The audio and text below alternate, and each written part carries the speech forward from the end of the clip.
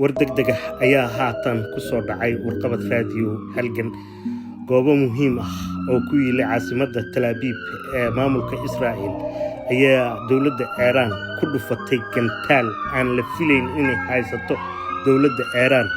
oo qiyaastiisa lagu qiyaasay 1,000 mitir inuu dhulka hoos u galayo eriyada uu gantaalka ku dhacayna waxaa ka agdhawaa ama ku dhuumaalaysanayay ra'iisul wasaaraha Israa'iil Netanyahu wili lama ogo ama lama xaqiijin dhimashada ama khasaaraha uu geystay gantaalkaas